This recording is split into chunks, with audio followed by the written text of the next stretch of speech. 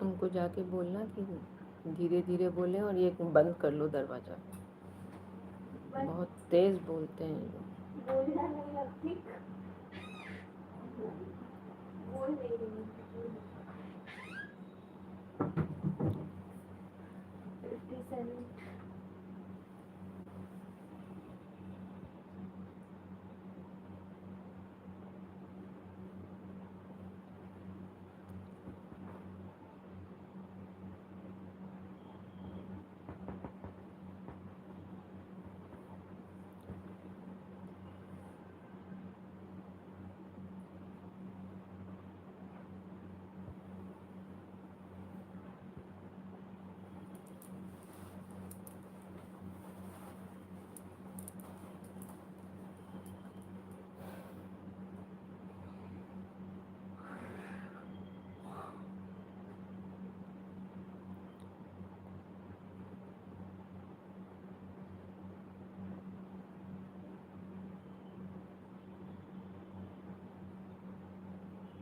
जुड़े 3 लोग हैं, दिखा रहा है 2।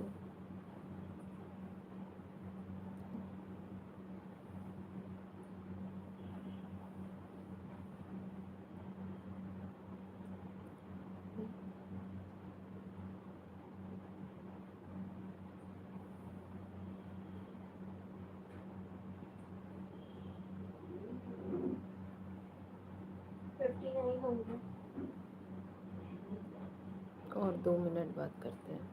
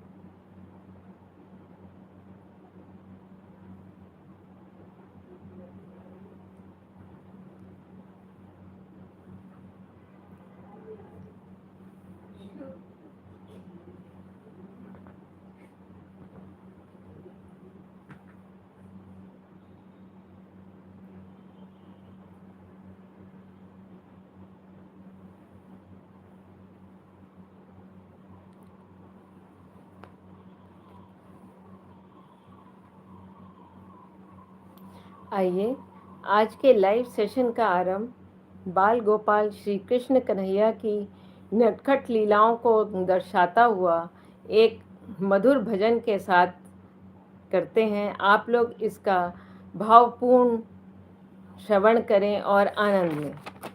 छोटो छोटो सो कृष्ण कन्हैया, प्यारो प्यारो सो बंसी बजैया। छोटो छोटो सो कृष्ण कन्हैया, प्यारो प्यारो सो बंसी बजैया। ब्रज धाम के वो धेनु चरैया, वो तो फन फन नाग नचैया। छोटो छोटो सो कृष्ण कन्हैया, प्यारो प्यारो सो बंसी बजैया। माखन चोरी करे जोरा जोरी करे, माखन चोरी करे जोरा जोरी करे। गोपियन की मटकी फुड़ैया, प्यारो प्यारो सो बंसी बजैया। छोटो छोटो सो कृष्ण कन्हैया, प्यारो प्यारो सो बंसी बजैया। छाई ब्रज में उमंग खेले ग्वालों के संग, छाई ब्रज में उमंग खेले ग्वालों के संग। राधा संग रास रचैया, प्यारो प्यारो सो बंसी बजैया। छोटो छोटो सो कृष्ण कन्हैया, प्यारो प्यारो सो बंसी बजैया। माथे मुकुट साजे पग पैजन बाजे, माथे मुकुट साजे पग पैजन बांधे। मैया यशोदा लेवे बलैया, प्यारो प्यारो सो बंसी बजैया। मैया यशोदा जी लेवे बलैया, प्यारो प्यारो सो बंसी बजैया। कृष्ण बंसी बाजे राधा गोरी नाचे, कृष्ण बंसी बाजे राधा गोरी नाचे। वो तो मुरली पे मोहित करैया, प्यारो प्यारो सो बंसी बजैया। छोटो छोटो सो कृष्ण कन्हैया, प्यारो प्यारो सो बंसी बजैया। राधे राधे, जय श्री कृष्णा। आप सभी महानुभावों को आज के लाइव सेशन में आपका हार्दिक स्वागत एवं अभिनंदन है। आज मैं आप लोगों को भक्त और भगवान के अटूट प्रेम एवं विश्वास का एक रोचक प्रसंग सुनाऊंगी। और मुझे ऐसी उम्मीद है कि ये प्रसंग सुनने के बाद आपका गोपाल जी के प्रति, भगवान जी के प्रति आपका विश्वास और दृढ़ हो जाएगा, प्रेम आपका और बढ़ जाएगा। आप सभी इस प्रसंग को बहुत भावपूर्ण होके सुने और इसका आनंद लें। इस प्रसंग का एक एक शब्द सत्य है एवं शिक्षाप्रद है। तो आइए मैं इस प्रसंग का आरंभ करती हूँ।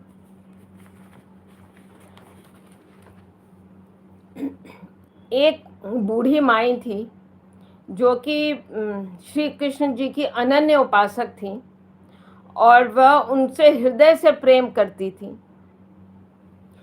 और वो उनके पास कृष्ण जी की मूर्ति नहीं थी, तो उनके दो बेटे दो बहुएं थीं। तो उन्होंने अपने बेटों से कहा कि मुझको वृंदावन लेके चलो और मैं वहाँ से एक कृष्ण जी की मूर्ति लेना चाहती हूँ। तो उनके बेटा बहू उनको, बूढ़ी माई को वृंदावन लेके गए और उन्होंने उनको एक मूर्ति दिलाई। और यह दिल्ली शहर की घटना है, सत्य घटना है। तो वो मूर्ति लेके आ गए, माता आ गई वृंदावन, वृंदावन से दिल्ली आ गई।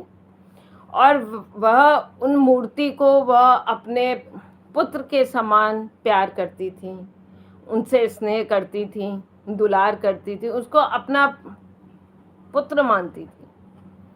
तो वह नित्य प्रति, जैसे हम अपने पुत्र को स्नान करा, वो अपनी गोदी में बैठा के उनको भोग लगाती थी, उनका स्नान कराती थी, उनको भोजन कराती थी।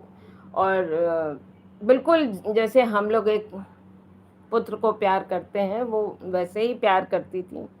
और वह अपने उनको जो मूर्ति थी वो उनको वो लल्ला कह के पुकारती थी और उसकी प्रतिदिन वो सेवा करती थी।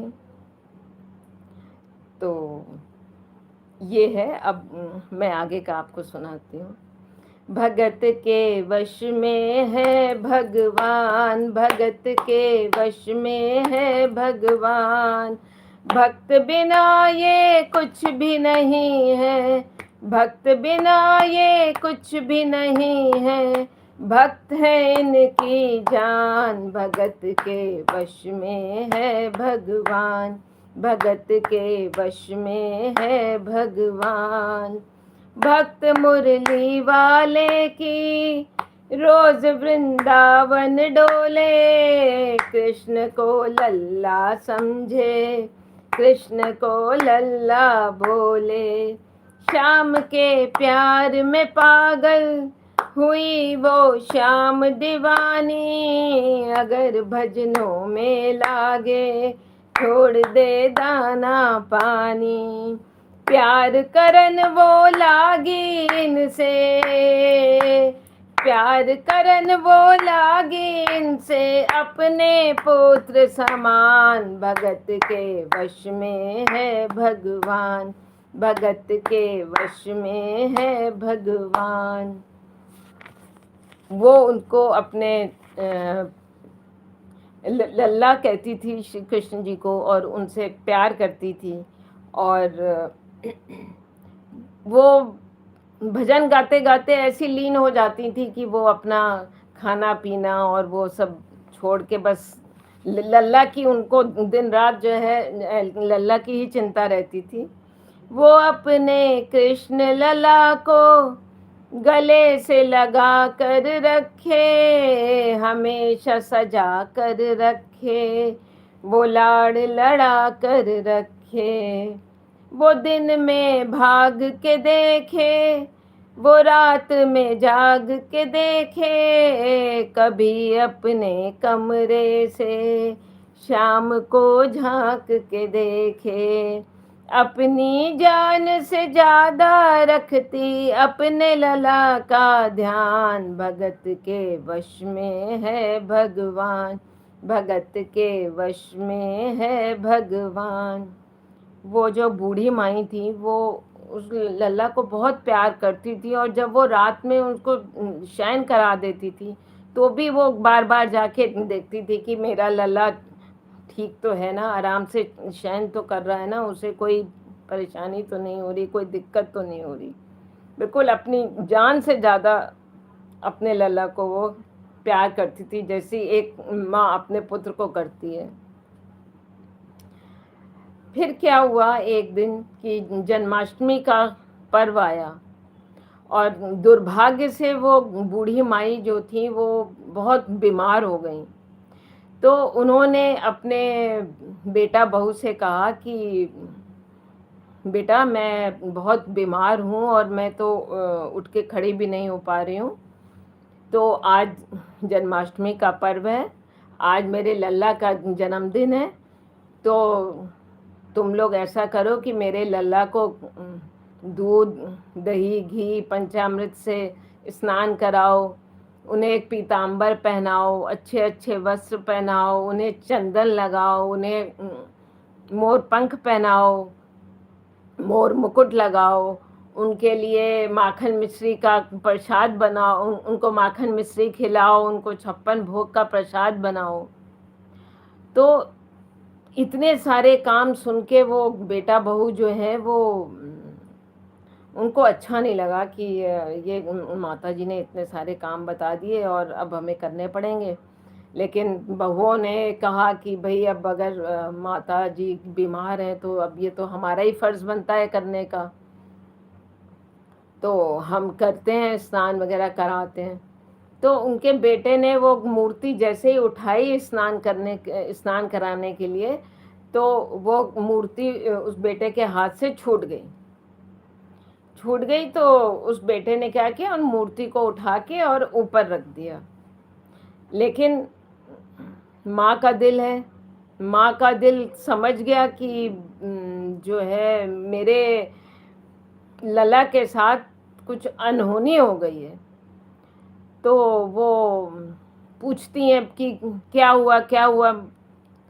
वो लल्ला लल्ला पुकारे, हाय क्या जुल्म हुआ रे, बुढ़ापा बिगड़ गया जी, लाल मेरा कैसे गिरा रे, बुढ़ापा बिगड़ गया जी, लाल मेरा कैसे गिरा रे। जाओ डॉक्टर को लाओ, लाल का हाल दिखाओ, अगर कुछ हो गया तो मुझे भी मार गिराओ। रोते रोते पागल हो गई, घर वाले परेशान, भगत के वश में है भगवान। उसने अपने पुत्रों से पूछा कि क्या हुआ, मेरे लल्ला के साथ कोई अनहोनी हो गई है क्या। तो उनके जो पुत्र थे, बहुएं थी, उन्होंने बताया कि वो ऐसे ऐसे हमारे हाथ से मूर्ति छूट गई है। तो वो ये तो बर्दाश्त नहीं कर पाई, ये सुन के बोली, क्या मेरा लल्ला इतने ऊपर से नीचे गिरा, उसको कितनी चोट आई होगी, उसको कितना दर्द हुआ होगा, मेरा छोटा सा लल्ला है, और तुम कहते हो कि ये जो है लल्ला ठीक है, उसे कुछ हुआ नहीं, ऊपर से नीचे गिर गया, तो तुम्हारे नज़रों में कितनी साधारण बात है। लेकिन ये मेरा लल्ला गिर गया, वो इतना छोटा सा है, उसको कितना दर्द हो रहा होगा। अभी तुम्हारा लल्ला गिरे तो तुम उसके लिए चिंतित नहीं होगे? तुम अभी जाओ और डॉक्टर को लेके आओ और मेरे लल्ला को दिखाओ। तो जो बहुएं थीं और वो हंसने लगी, और पुत्र भी हंसने लगे, कहने लगे, अरे माँ, तुम पागलों जैसी बात क्यों कर रही हो? अरे ये तो मूर्ति है, इसको क्या हम डॉक्टर को दिखाएं, और डॉक्टर क्यों आएगा इसको देखने? ये तो मूर्ति है पीतल, इसको हम क्यों दिखाएं डॉक्टर को? सब लोग हंसेंगे और डॉक्टर भी नहीं आएगा देखने।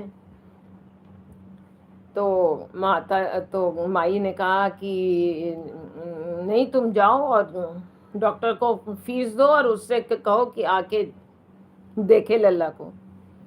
तो बहुओं ने कहा कि आप जाइए और डॉक्टर को ले आइए, और वो देख लेगा डॉक्टर, तो माँ का वहम भी जो है दूर हो जाएगा और सब ठीक हो जाएगा। आप जाइए, डॉक्टर को लेके आइए। तो वो जो पुत्र हैं वो गए और लेके आए, डॉक्टर को सारा हाल बताया पहले तो, कि ऐसे ऐसे हुआ है, लल्ला गिर गया है और उसको बहुत जो चोट आई है, और आप आके देखिए। तो डॉक्टर आया, तो देखिए डॉक्टर ने क्या कहा, बना पीतल से मैया ये तेरा श्याम सलोना, बड़ा बेजान है रे जैसे मिट्टी का खिलौना, बड़ा बेजान है रे जैसे मिट्टी का खिलौना, सारी दुनिया में ढूंढो वहम की दवा नहीं है, चोट पीतल को आए ऐसा तो हुआ नहीं है, चोट पीतल को आए ऐसा तो हुआ नहीं है, केवल तेरी ममता है ये, केवल तेरी ममता है ये, मूर्ति है बेजान, भगत के वश में है भगवान।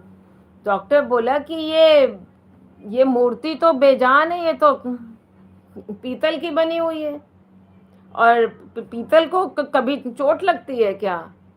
इसे जो है कुछ नहीं हुआ, ये बिल्कुल ठीक है, और आपको वहम हो गया है माता जी, आपका आपका लल्ला बिल्कुल ठीक है, और आप क्योंकि इसे पुत्र रूप में स्नेह करती हैं, तो इसलिए आपको आप ज़्यादा चिंतित हो रही हैं, और आपका लल्ला बिल्कुल ठीक है। तो बूढ़ी माई को बड़ा क्रोध आया, उसने कहा कि अरे तू कैसा डॉक्टर है रे, तूने बिना देखे हुए और बिना तूने नब्ज पकड़े हुए और कह दिया कि जो है लल्ला ठीक है। वो मेरा छोटा सा लल्ला इतने ऊपर से गिरा, उसको कितनी चोट आई होगी, कितना दर्द हो रहा होगा, और तू कह रहा है कि लल्ला ठीक है। और फिर माई बोली कि अरे वो डॉक्टर वो लगाते हैं ना कानों में, वो मशीन लगाते हैं और उससे सुनते हैं, जिसकी हल्की सी धड़कन भी वो मशीन सुन लेती है, तू वो मशीन लगा और देख मेरे लल्ला को कि ठीक है कि नहीं। बूढ़ी माई को पता नहीं था कि उसे स्टेथोस्कोप कहते हैं या आला कहते हैं। तो डॉक्टर को भी लगा कि भाई जब हमने फीस ली है तो हमें देखना चाहिए उसका इलाज, उससे स्टेथोस्कोप लगा के देखना चाहिए कि भाई कैसा है लल्ला, क्या है, और मैं एक बार देख लूँगा तो माई को संतोष भी हो जाएगा। तो आगे क्या हुआ सुनिए, बहुत रोचक प्रसंग है।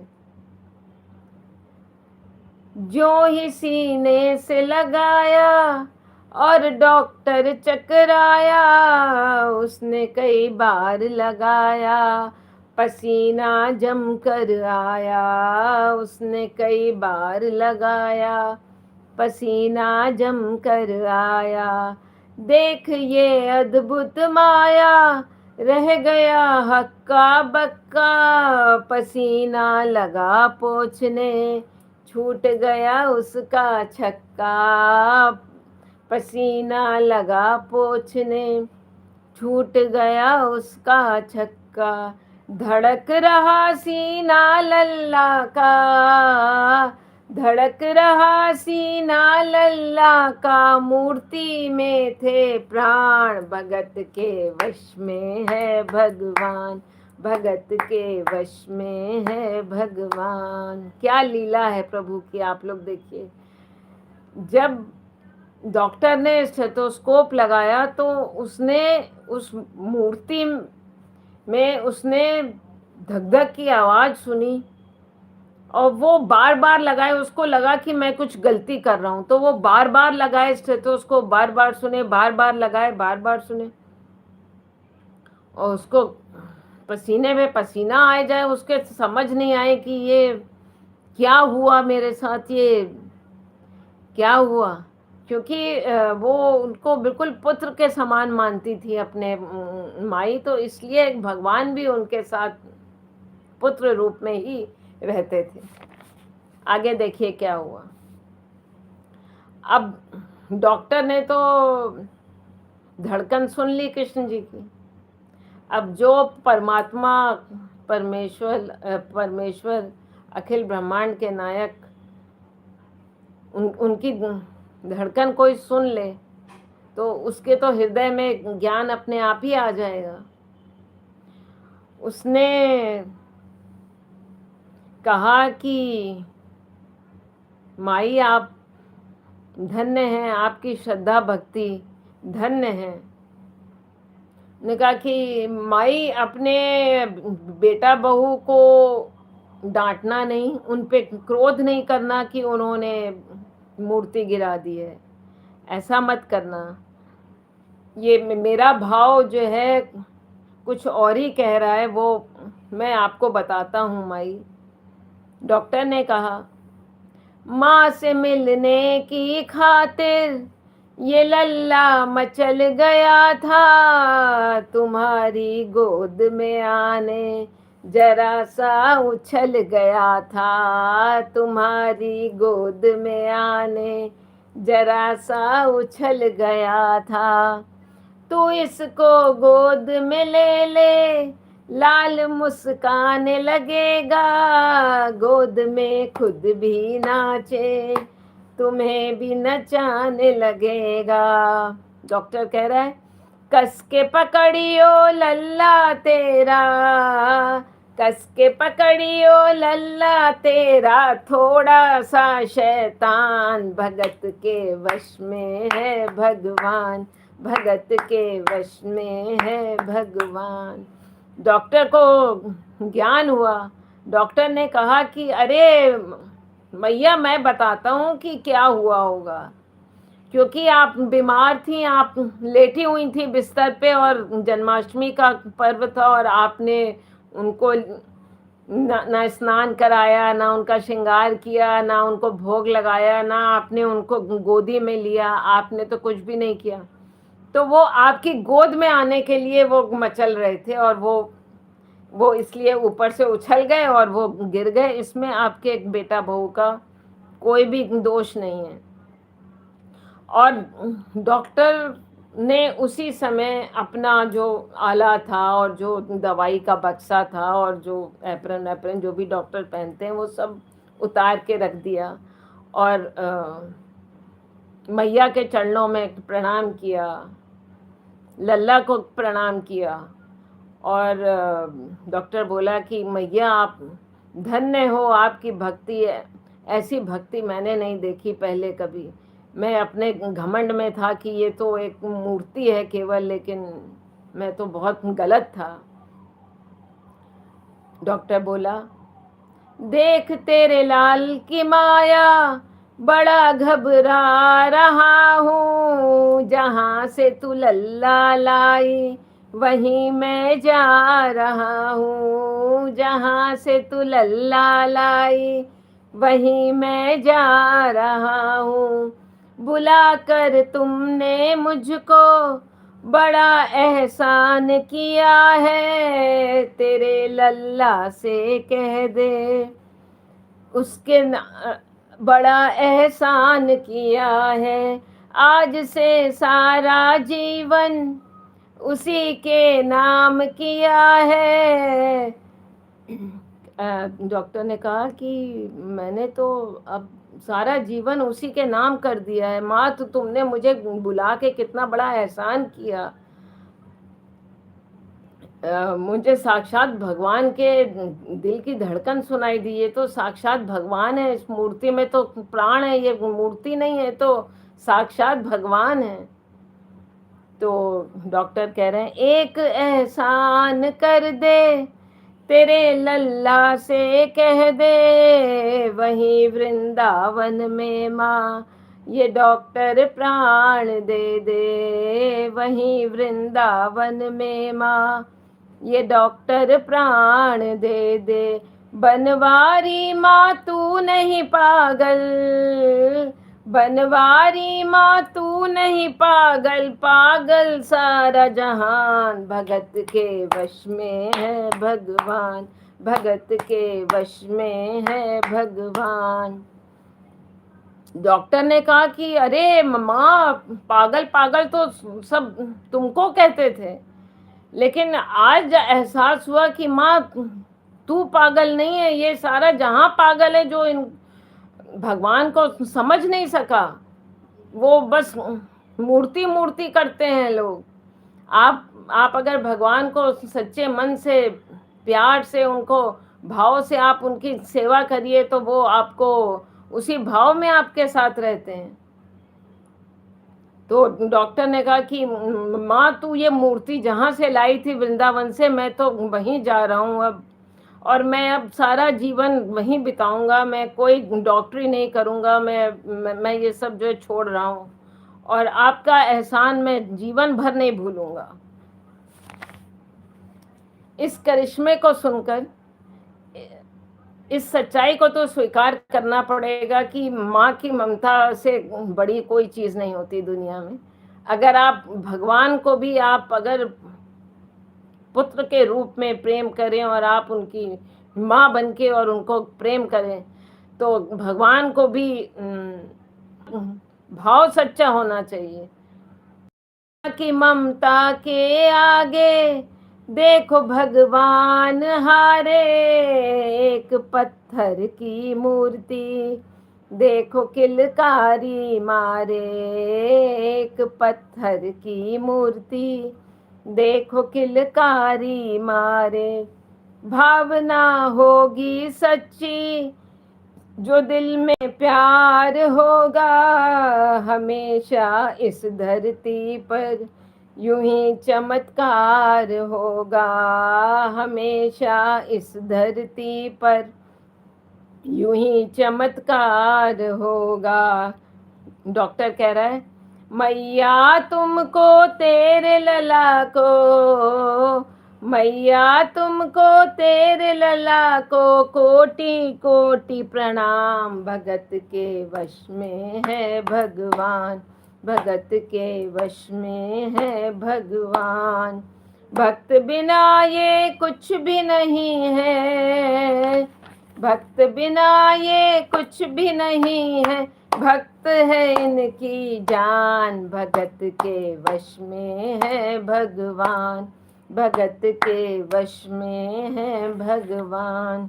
डॉक्टर ने कहा कि मैया आपको और आपके लल्ला को कोटि कोटि प्रणाम। मैं तो इनको एक पत्थर की मूर्ति समझ रहा था, लेकिन इसमें तो दिल है। और सही सत्य बात है कि भक्त के वश में ही भगवान होते हैं। आप उनको जिस भी भाव से भजिए वो आपके साथ सदैव रहते हैं। बस आप आपका प्यार, आपका भाव सच्चा होना चाहिए। भगवान तो कण कण में व्याप्त हैं, प्रत्येक जड़ चेतन में उनका निवास है। ब्रह्मा, विष्णु, शंकर सब उनकी सत्ता से ही चलते हैं, सब सत्तावान हैं। और मुख्य है आपकी विश्वास की प्रगाढ़ता कितनी है।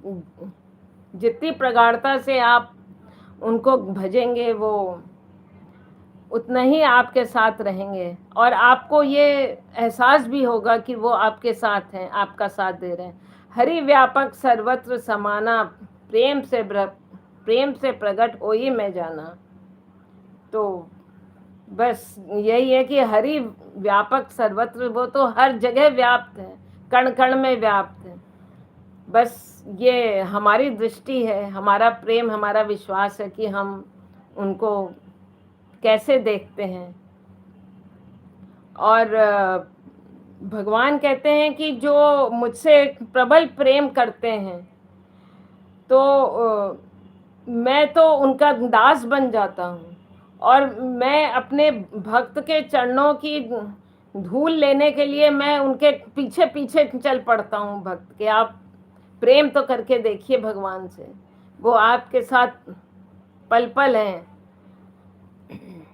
हम भगवान से को जिस भी भाव से प्रेम करते हैं, भगवान उसी भाव से हमें मिलते हैं। आशा है आप लोग को ये प्रसंग अच्छा लगा होगा।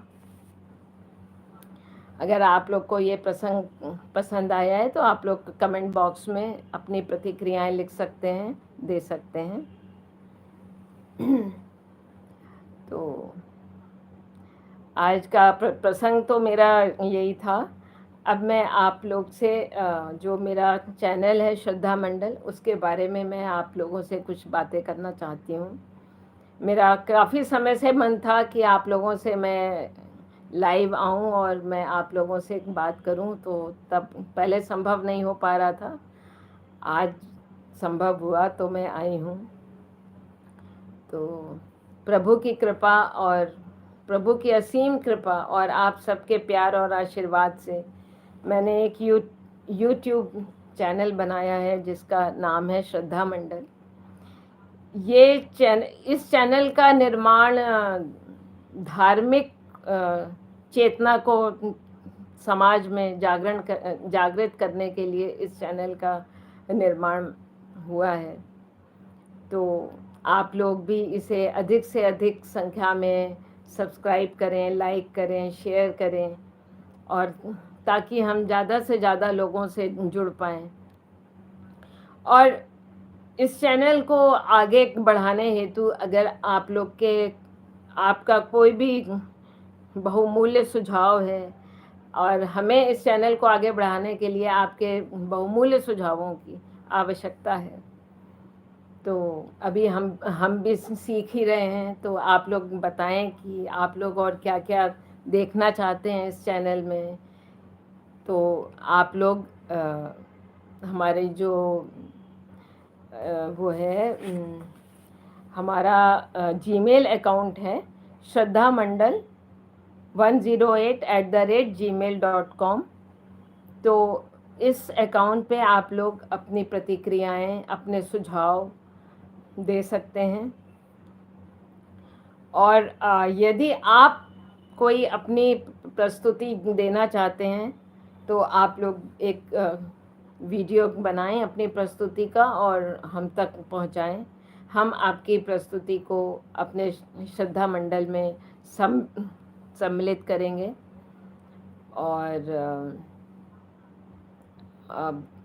मेरी बस यही विनती है कि आप लोग इस चैनल को अपना प्यार और आशीर्वाद सदा बनाए रखें, और अपना प्रेम स्नेह बनाए रखें। ज़्यादा से ज़्यादा इस चैनल को लाइक करें, सब्सक्राइब करें, शेयर करें, और अपनी प्रतिक्रियाएं अवश्य दें कि आप भविष्य में आप और क्या देखना चाहते हैं, ताकि हम अपने चैनल में अच्छे अच्छे कार्यक्रमों को लेकर आ सकें। यदि आप आप लोगों को अभी कुछ बात करनी है, कुछ पूछना है, तो आप लोग इसमें लिख सकते हैं कमेंट बॉक्स में।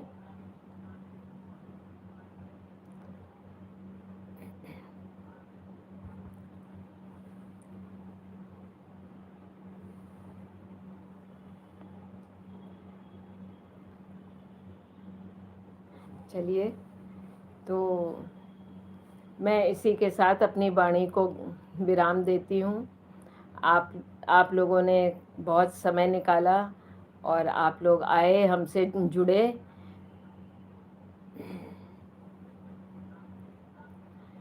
नवरात्र के बारे में है।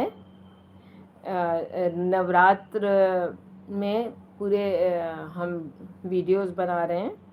पूरे नवरात्र में 9 देवियों के विषय में प्रतिदिन एक वीडियो आएगा।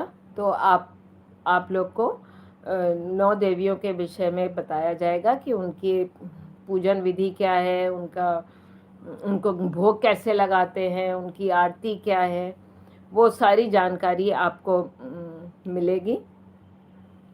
और इसमें आपको ये जानकारी भी मिलेगी कि हम कलश की स्थापना कैसे करते हैं, कैसे जौ बोए जाते हैं। तो नवरात्र से संबंधित आपको सारी जानकारी आगे आने वाले वीडियोस में आपको मिलेगी। आपने बहुत अच्छा प्रश्न किया। बाकी हम आगामी कार्यक्रम में हम रामचरितमानस का भी पाठ करने वाले हैं, गुणगान करने वाले हैं। तो उसके विषय में हमारी बहन सीमा आपको बहुत जल्दी ही लाइव सेशन करके आपको बताएंगी, वो पाठ करेंगी, तो वो आपको बताएंगी।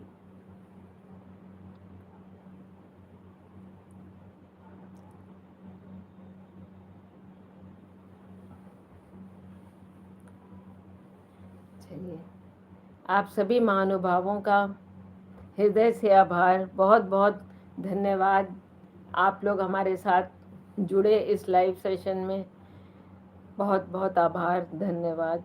राधे राधे, जय श्री कृष्ण, राधे राधे।